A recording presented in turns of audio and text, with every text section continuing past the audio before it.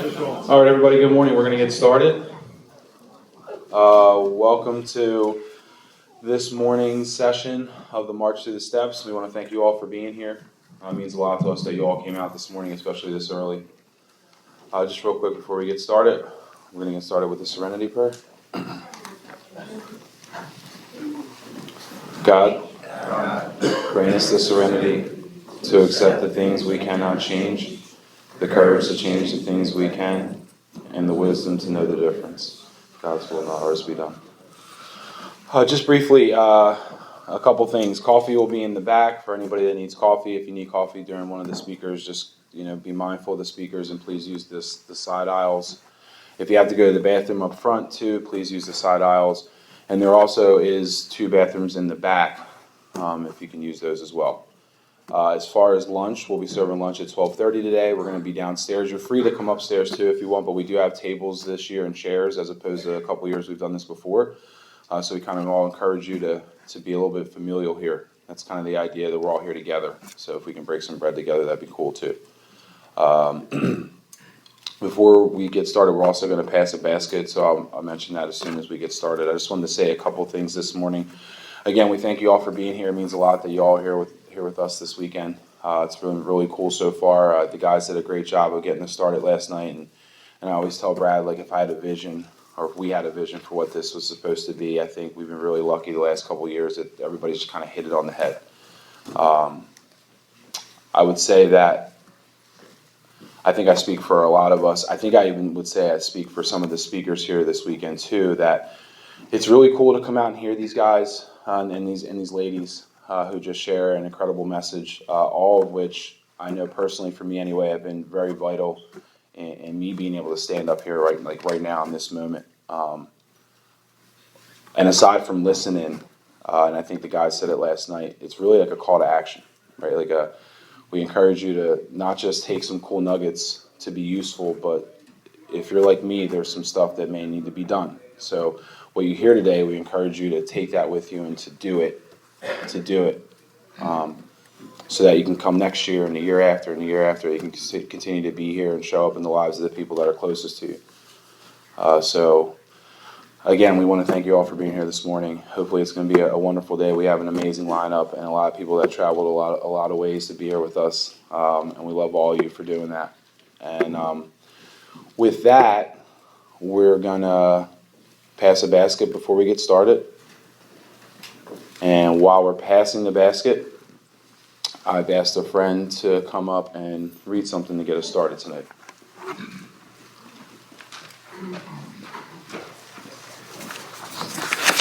Good morning. My name's Nick. I'm an alcoholic. Amen. Step 1. The tragic truth is that if the man be a real alcoholic, the happy day may not arrive. He has lost control. At a certain point in the drinking of every alcoholic, he passes into a state where the most powerful desire to stop drinking is of absolutely no avail. This tragic situation has already arrived in practically every case long before it is suspected. The fact is that most alcoholics, for reasons yet obscure, have lost the power of choice in drink. Our so-called willpower becomes practically non-existent. We are unable at certain times to bring into our consciousness with sufficient force the memory of the suffering and humiliation of even a week or a month ago. We are without defense against the first drink. Thanks, Nick. And our first speaker today is a good friend of ours, Claire Kay from Philadelphia.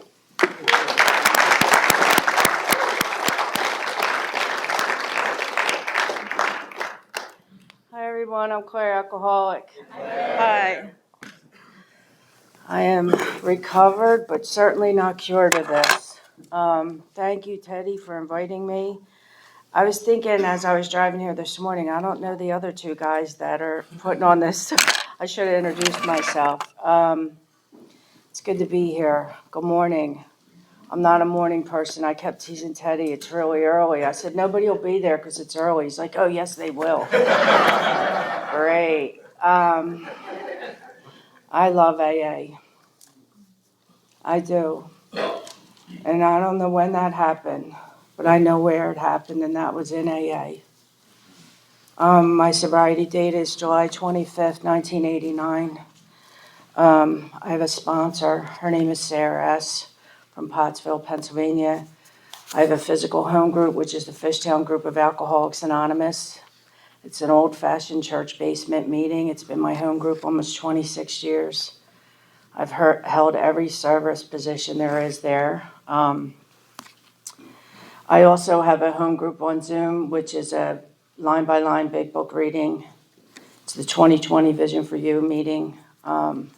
It's been operating for 3 years. We just had our anniversary. It started like 3 weeks before the shutdown. It was amazing.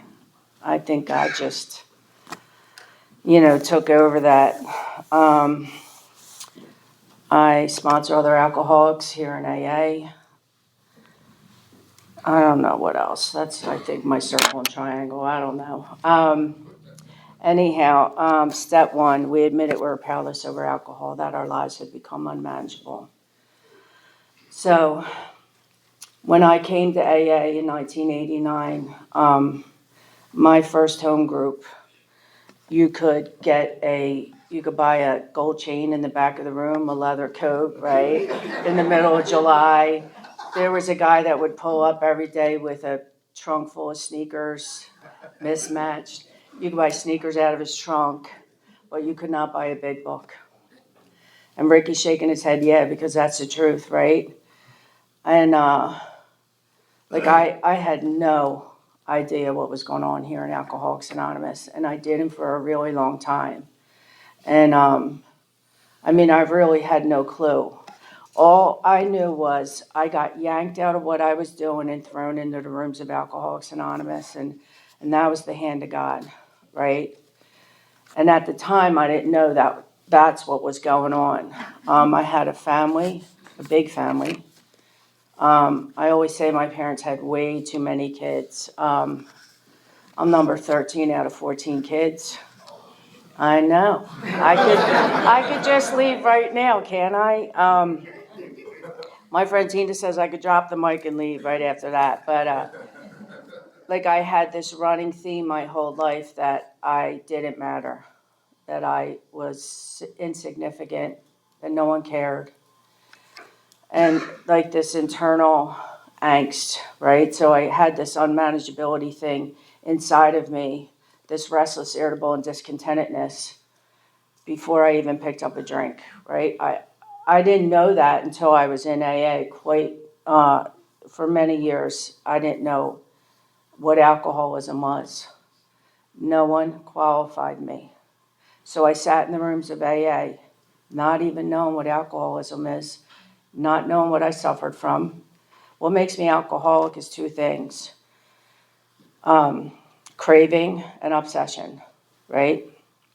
But I didn't even understand that at all. So my family had one of those things that you see on TV where they say, we really love you and, we want to get you some help. And that's not what it really was like. It was it looked like the Last Supper, this long table, and there was a couple of sisters and brothers. I don't even know who was all there.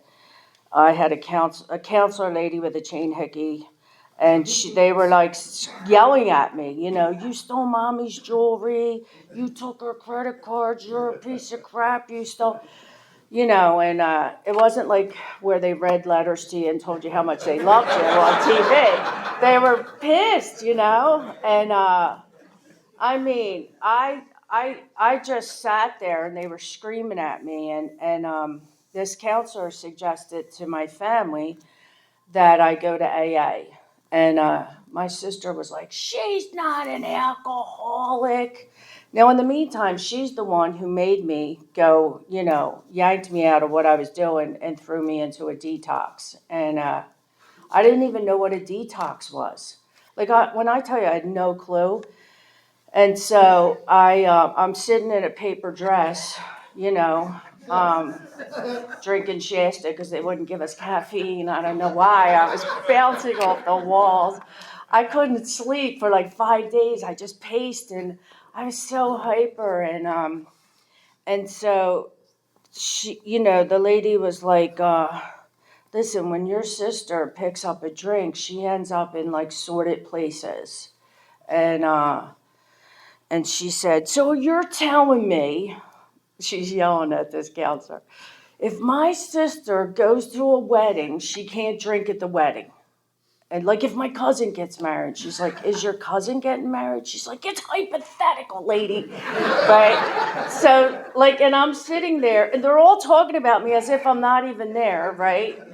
They're having discussions of how they're going to manage my life. They're going to like plan this whole thing out. And I'm thinking, then they're all talking about me getting sober.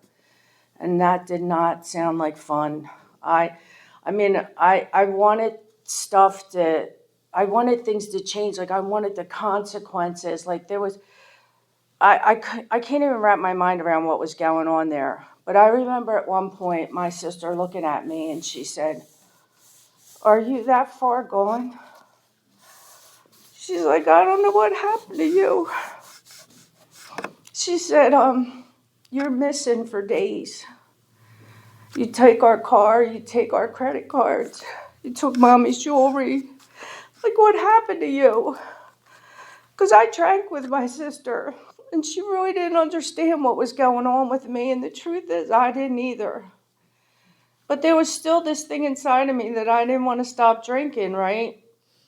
Which makes sense to me now, but at the time, like, you would think you're sitting in front of your whole family. Well, not all of them, thank God, but a lot of them, it seemed like a lot, that I would have, that would have been like, I'll do anything.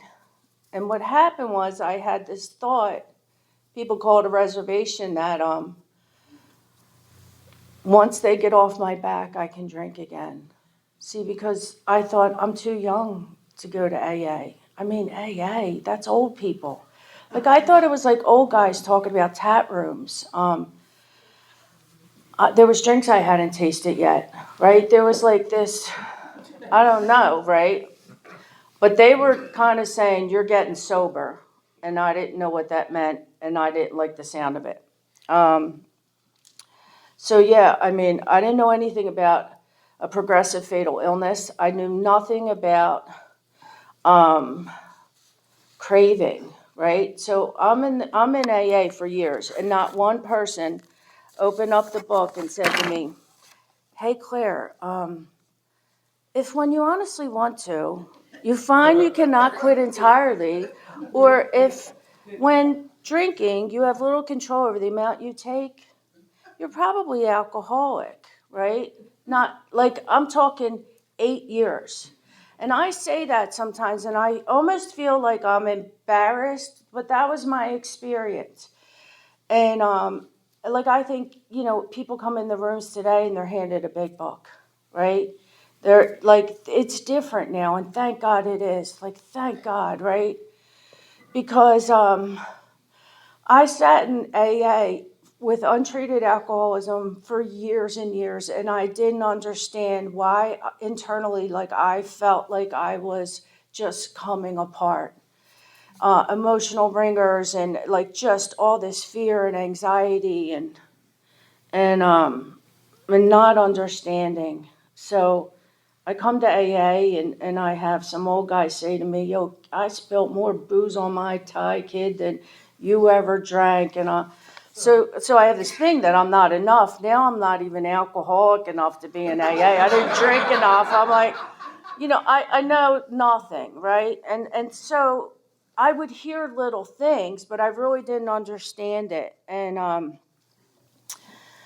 but I knew what my experience was. And I knew that I experienced hopelessness for years, that I couldn't stop drinking, and I didn't know why. I was always going after 2 drinks. That was my thing. 1 or 2. I got to get up tomorrow. I got to go to work. I got a uniform at home. I got to get my uniform together. Like, I always just wanted to go out like a normal person, have 1 or 2 drinks, go home, get it together, pack a little lunchy, and go to bed. Never happened, right? But this is what I didn't understand about craving, right? What I just thought I changed my mind. I was having so much fun. I changed my mind. I went out, I took a drink, and then I would show back up 3 days later. Same uniform, didn't wash my face, going to work, showing up for work, hair sticking up. I worked in restaurants, with a bad attitude. I always had a bad attitude, and you're lucky I'm here. And the only reason why I came to work was because I could drink at work, because I worked in a restaurant. And I remember my mom screaming at me, like, "You look a mess. Your face is dirty." And I don't know when, the abnormal became normal, that, hygiene went out the window. Not, it just, I couldn't pull it together. I couldn't wash my face. That's crazy to me now. Could not brush my teeth and go to work. And my one boss was in AA and still is, which is amazing, because I tortured him. And imagine that. I was never on time. Never, right? Just, guaranteed I'm late. And I'd walk in the door like, "What?" He's like this, and I'm going, "What?" Right? And I felt so sorry for him, because I thought, man, that poor guy, he can't drink anymore. He's got to go to them meetings. I knew nothing about AA, right? And I seen him in AA one time, and I messed with him, of course. And I didn't make an amends, because I didn't know what that meant. I said, "You fired me," right, when I was drinking. He goes, "I'm really sorry, Claire." Now he's apologizing to me. He goes, "You were a good employee when you showed." He goes, "But we never knew if you were going to show. We did know if we paid you on Thursday, you were not coming in on Friday." And I was like, "Oh, I'm so sorry." The cringy stuff that you hear sober about the things that you did, oh man, so many cringy stuff. And, I didn't know how my drinking affected everyone around me. And the truth is, every time I picked up a drink, I hurt someone I loved. And I didn't mean to, but I couldn't stop. There was no stop button. And I don't know if I remember trying to stop. What I wanted to stop was the consequences. Losing jobs, just not being able to tell the truth, not being able to do wash, normal living things, take a shower. I wanted to drink like a normal person. I didn't want to give up drinking. That was my solution, and you weren't going to stop me. And so the obsession to drink, I don't know how much I had that, because I was still in full-blown craving for many, many years. And until I got to AA and the obsession hit. See, that was when I got really separated from alcohol, and the obsession was brutal. It was unreal. It was I couldn't even understand. So how we treated alcoholism back then was, 3-4 meetings a day. We were that's what we did. I'd raise my hand at the 9 a.m. meeting. I say, "I want to drink. I don't know what's the matter with me, but I want to drink." And they would say, "Go to the noon meeting." And I go to the noon meeting. "I still want to drink. I don't know if I'm going to make it through this day." And it was insane. And I think it's absolute torture for a real alcoholic to be thrown into AA and not have a 12-step spiritual solution. That's torture, right, if you think about it. And this went on for years, and I didn't understand. I didn't understand what was going on, because I thought, I'm sober now, right? I shouldn't have the obsession to drink. And I was afraid to drink, and I was afraid not to drink, because I couldn't stand the way I felt sober. It was unreal, unbearable. And I couldn't sit still. See, we used to smoke. We were allowed to smoke back then. I used to chain smoke in the back of the room. I would change my seat 5 different times because I couldn't sit still. I felt crazy. And they would say, "Don't worry about it. Go to the 6 o'clock meeting." I go to 6 o'clock meeting, right? And then, I couldn't wait to share. Chris was talking about last night. That's what we did. That's how you treated your alcoholism. You shared about it. Talk about nonsense, right? Nobody was talking about a solution. And if they were, I couldn't hear it. And if they were, I probably ran from it. It was just a whisper in the room, and so what I didn't understand at all, with being sober was, why was I getting worse sober? That's how I felt internally. I was getting worse, and so I didn't know anything about a spiritual malady. I think I was 8 years sober before I even heard that term. And I know that's crazy, right? And so I was suffering, like I had all the bedevilments. I was suffering. It was like ungodly. When I tell you, I was 3.5 years sober and I was on a locked ward in a mental hospital from untreated alcoholism, and I didn't know what was wrong with me. Because everyone else seemed like they were doing a lot of shady things and they were okay. They could sleep at night. I couldn't sleep. I mean, I was unraveling, and just like the emotional ringer was just too much. And they would tell me, say the serenity prayer. And, people gave me suggestions, but nobody took me through the steps. And so now I'm like crazy praying. You ever crazy pray? You're just praying and praying and praying and praying. You're not even present or conscious about what is going on. You're just, because it was not.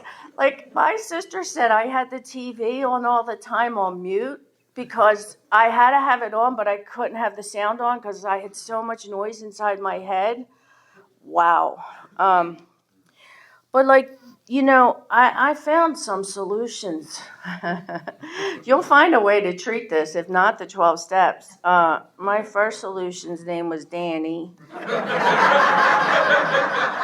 I gotta tell you, we met in rehab, and 2 weeks later, we're moving in because I love him. And I'm telling my sponsor, and she was like, "What are you doing?"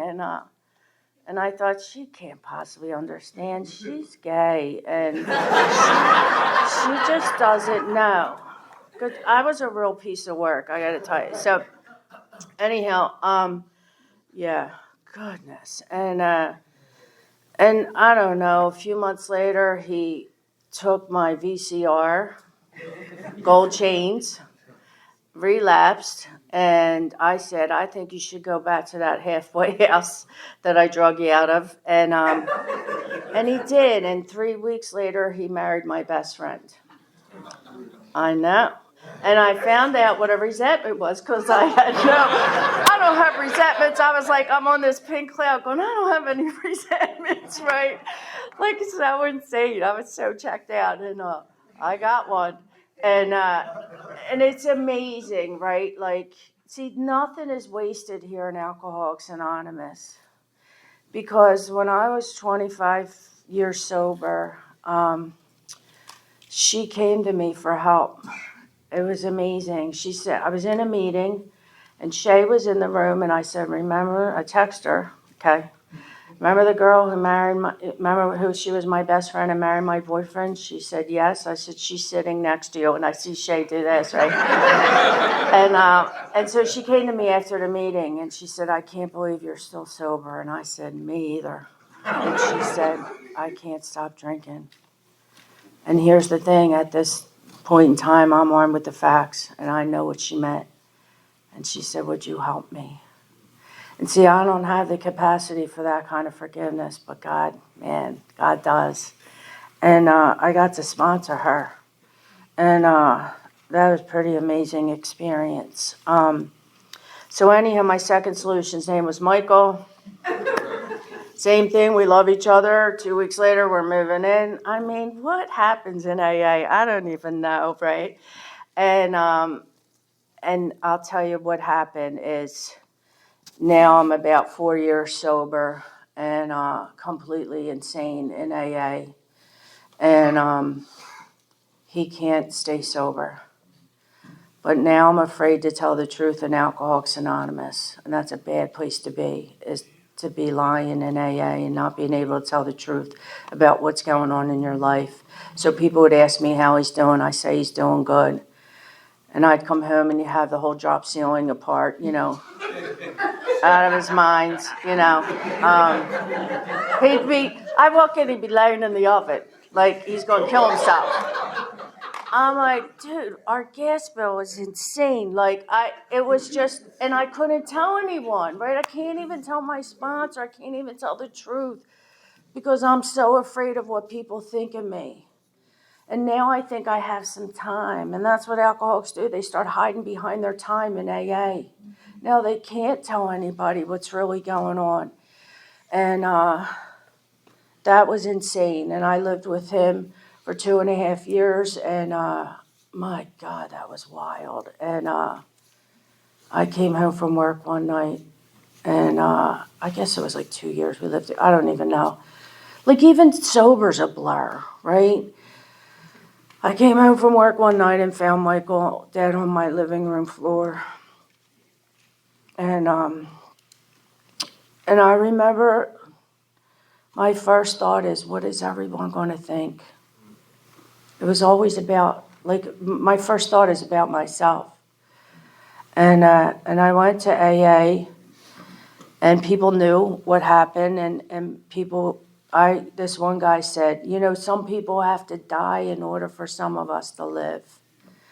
Now, I don't know if that's true, and I don't know if anybody, thought about picking up a drink today and left here would think, well, that guy died. You know what I mean? I don't know how that's used, but I guess that's none of my business. And I was so, it's like I was embarrassed, right? And he never found peace. He never got freedom from this. He never experienced the 12 steps, and he was in and out of AA for 5 years. And I think about that's really sad to me. But it wasn't like I got well after that, right? Because I didn't understand what was wrong with me. I still hadn't experienced the 12 steps. I think that probably sounds crazy to some people, but that's just my experience. And I was about probably 8 years sober before I opened a big book. And there was long suffering, right? So I don't think I knew about the bedevilments probably until I was about 15 years sober. And I had them all, but I didn't know, right? See, I didn't know about unmanageability, because if you went to an AA meeting in my area and they said, the topic today is unmanageability, what they're going to talk about is, they're going to talk about me getting arrested, right? Me getting a DUI, because that's what happened. Not being able to to hold a job, or that's what they're going to talk about. I had a box of bills that every time a bill came, I just throw in a box. Never opened, right? I couldn't pay bills. And drunk or sober. Sober, even having money, still couldn't open that envelope. I just was in this constant state of fear and anxiety. And so, Chris was talking about last night, going to AA and just judging everyone. This guy, this sucks. Everything sucks.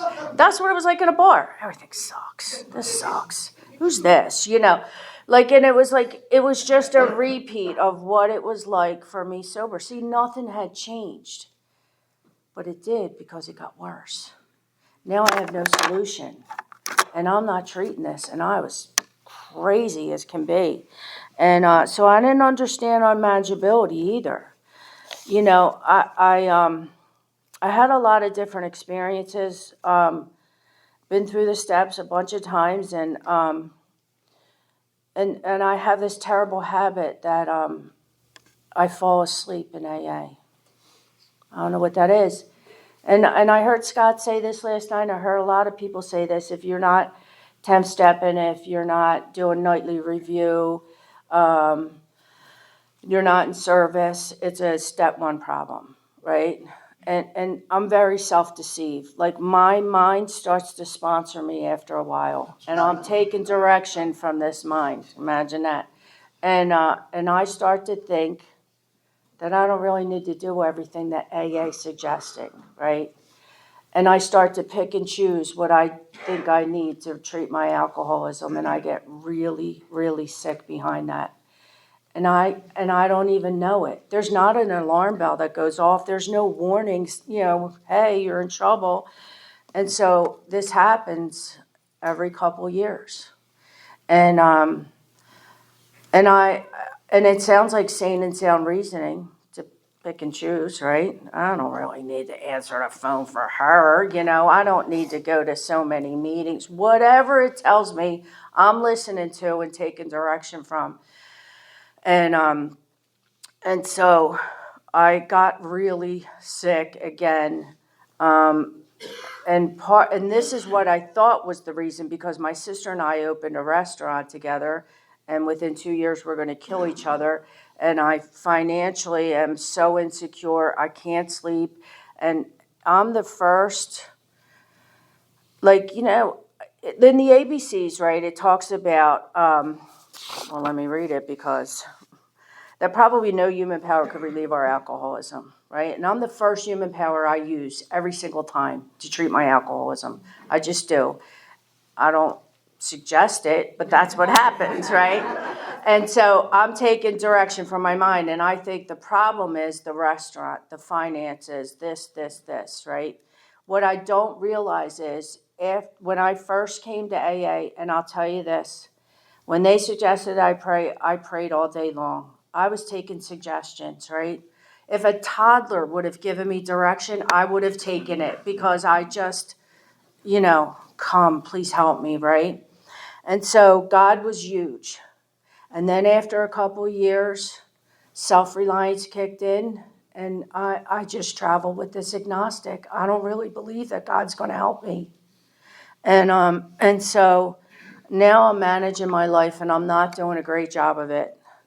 And I forgot that I couldn't manage my life. Is that a step one problem? Yeah. But it's not like I'm aware of it, right? Because if I could see it, I would never. Come on, right? But I can't see it. And so I think that's the problem. And so I'm sitting in this home group that's been my home group for years. I'm the general chair. I got sponsees, and I have no enthusiasm, none. And I'm just going to AA because that's what I'm supposed to do. And so my sister and my sister-in-law have this meeting with me, and they tell me that they don't really want to be in business with me anymore because I'm kind of unbearable to be around. Imagine that, right? They say I have such an attitude when I walk into this restaurant that nobody wants to be around me. It's like if somebody leaves a fork in the sink, I'm like, who left this fork? I was just so crazy. And you know how much that fork cost? And I just financial insecurity was so crazy. And I just, of course, I got a resentment and left there. And by the time I got home, I was leveled by this and was on my knees. And I'm talking 18 and a half years sober, begging God for help. I don't know what's the matter with me. Because I didn't really understand this. I didn't understand alcoholism the way I do now. I kind of understood it, right? And so I am begging God. And I swear it was like a prayer that I felt like I had never said. And that was, I need help. See, I ask God for help all the time. The minute that, I came to AA, I was asking God for help. But I need help, and I don't even know what my help looks like, I said. And I said, I think I need a new sponsor, and I don't even know what my sponsor looks like. So I really need you to make it clear for me, God, because I'll just pick who knows what. Someone that'll make it easy on me, probably. So I've been going to AA in my home group, and and Shay and Dave, like, it was like this young people started coming around and they were real enthused and they always had a big book with them, right? And like now I'm 18 and a half years sober and I'm really hiding behind time here, because I can't let them know, right? So crazy. As if it wasn't obvious that I was sitting there like this. So I kept seeing Dave, and I went to him, and he had 3.5 years sober. And I was always told, men with the men, women with the women, your sponsor has to have more time than you. Rules. And so I never liked rules, and I went to Dave, and I said, dude, you got to help me. Please help me. I don't know what's the matter with me, but whatever you got, I want. And he got like, Claire, I don't know if I can help you. You're sober a really long time. I feel like you know the big book, which I really didn't. Like I was kind of hiding behind that reputation. And it's like I didn't want anybody to really know. And he said, let me think about this. And he got real quiet. And he said, did you ever hear the set-aside prayer? And I said, yes. And he goes, we're going to say it right now. And I go, I just lied to you. I never heard of that prayer. And he's like, this is going to be awesome. Like he was all excited about it. And he opened up the book, and it was like, Dave had the gift of sponsoring me for 12 years. But I'll tell you how insane I was. This is a good story. I told Shay last night. I never told Chris this story, but I mean, I was crazy. And I was just like this with Dave. And what he said to me was really powerful. He said, Claire, there's a lot of people in AA with a lot of time. And they hide behind an old experience. And it's not good, it's not bad, it's just old and it isn't working anymore. And I think you need a new experience, which is amazing because I had never heard that before, right? We're supposed to have new experiences all the time. And so he gave me some suggestions, and one was he said I should cut out of my home group and go to different meetings. And I was like, all right, that's how I was, all right. And he said, I want you to go with me Friday night to the speaker meeting. And I said, why? And he goes, because you should just, branch out. And he said, there's a guy coming from New Jersey, and he's really funny. I think you'll like him. And I said, well, how funny is he? And he's like, Claire, you'll like him. And I'm like, well, I don't like that many people, but I'll go. So I go, and Chris is there, and he's like, that's the speaker. And I go, he doesn't look funny. And Dave's like, Claire, he's funny. I go, Dave, I know funny, and that guy does not look funny, right? I'm so sorry, but that's how insane I was. And he was like, just shut up and sit down. Like, that's how he had to sponsor me.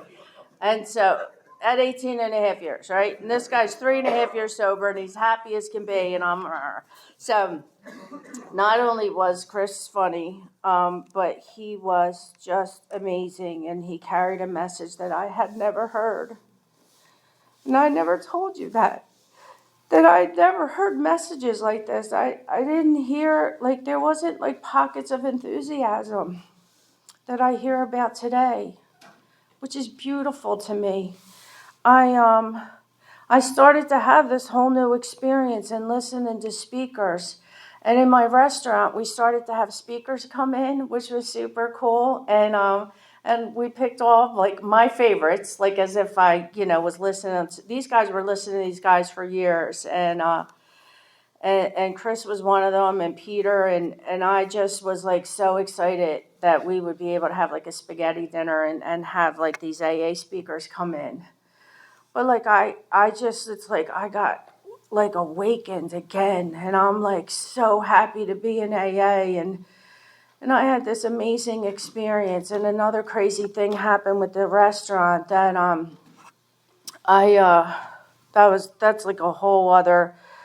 I didn't think God was helping me, right? I never when I ask God for help, I have a specific idea of how He should help me. So I tell God that I need money for this restaurant, right? Makes sense. And so I prayed for money, And he doesn't send me money, right? So I think God's not helping me, or he's not listening to my prayers. And so I at this point I'm like 20 years, and I'm saying to Dave, I think I need a spiritual director, and he's like, yeah, sure, Claire, go ahead, go get one, right?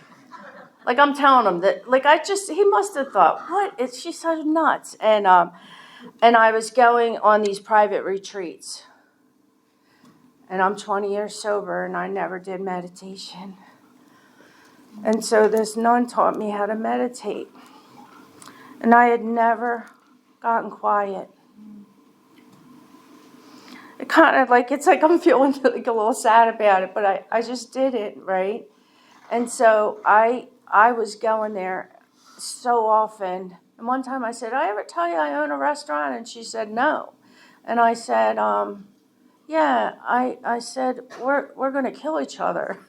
We're in so much debt." And she said, "Do you ever talk to God about it?" I said, "Well, I pray about it." I don't even know why I'm talking about this, but she said, "I think you should go in the chapel and talk to God, just like you're telling me."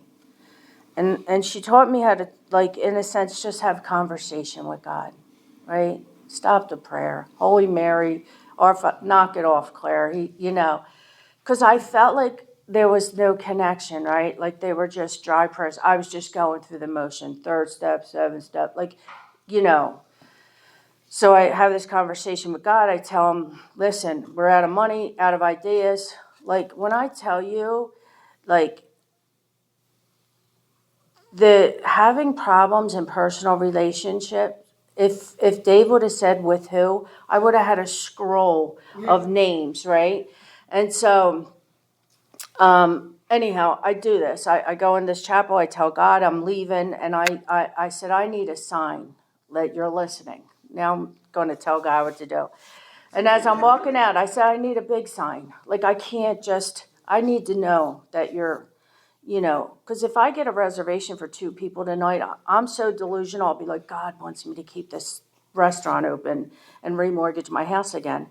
And so I leave there, and literally 4 hours later, I walk in the restaurant, and the waiter said, you just got a phone call from some lady, and she is a producer in Hollywood, and you've been anonymously nominated for a reality TV show that helps restaurants that are in trouble. And I was like, what? Is it a joke? And he's like, no. So I call this lady, and she's like, yeah, we just, we get 2,000 emails a day, and we got one email about your restaurant, and it caught our attention.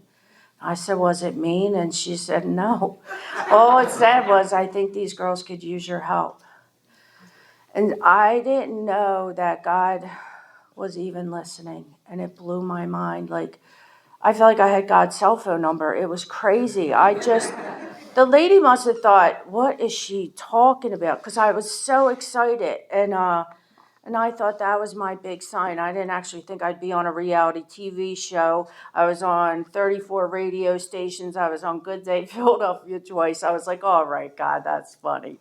Now, I know I said big sign, but knock it off, But I rode that out, right? I rode that out for a couple years. And at 25 years sober, I fall back asleep again.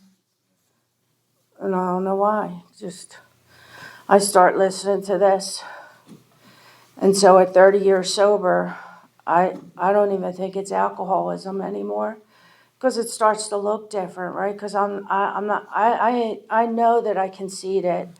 I knew that I couldn't drink anymore, but I think I got something else. My friend Ben says he thinks he has something science hasn't even discovered yet, because, like you're that low. And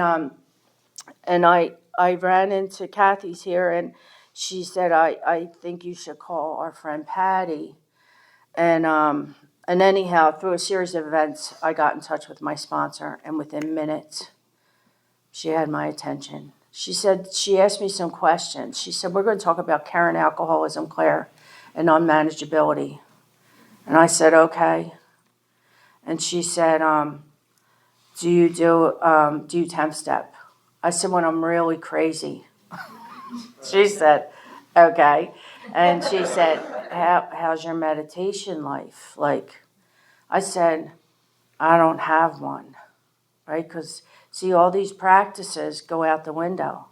And it slowly, like, starts to slip away. It wasn't like all this stopped at one time.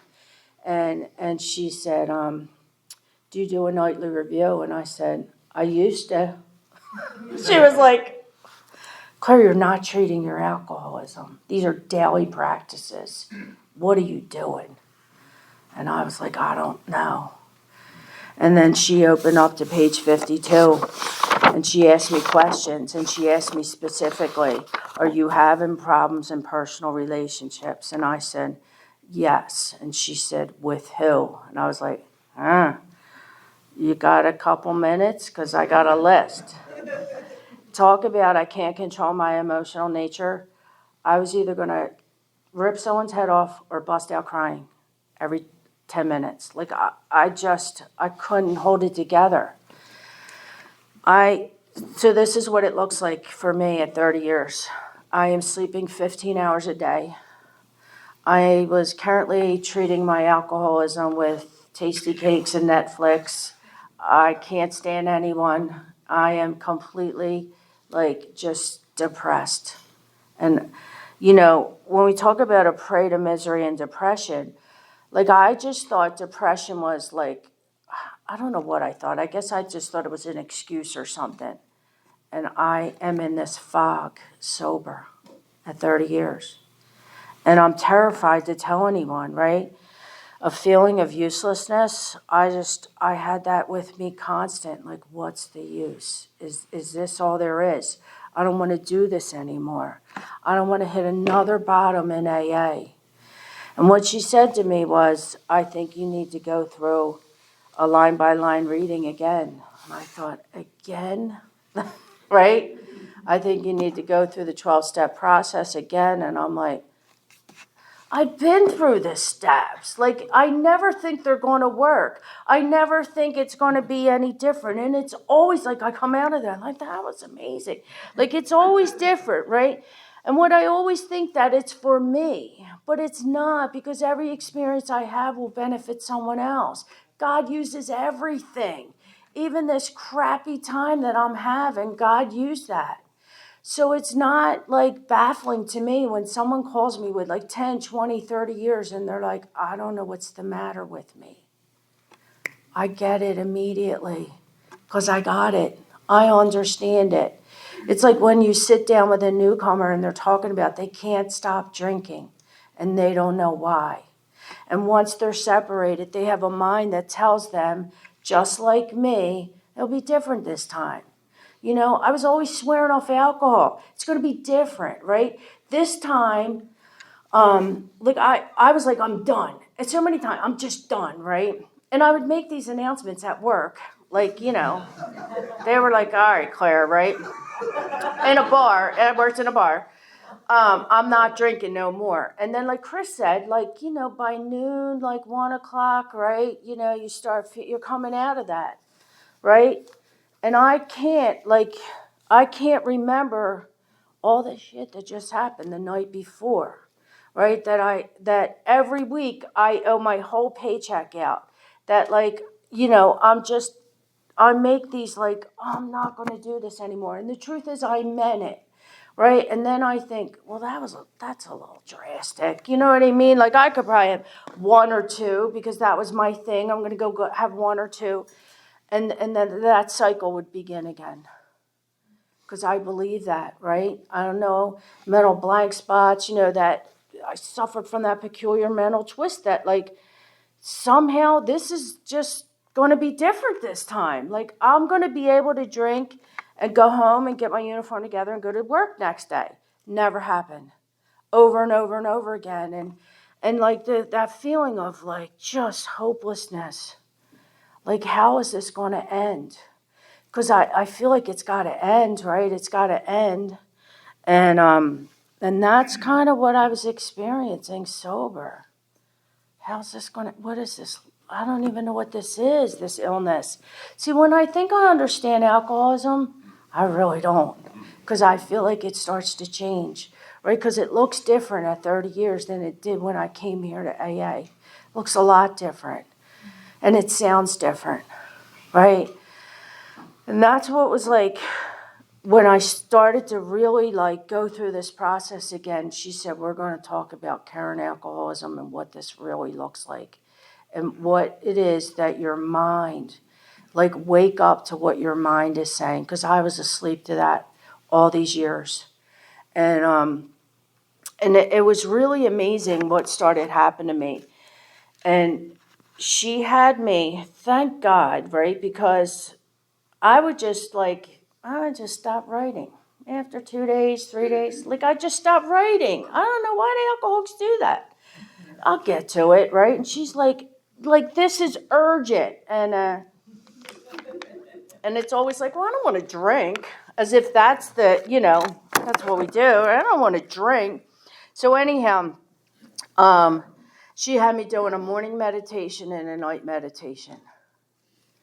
And something really amazing started to happen. Like, I was able to, for the first time, watch my mind.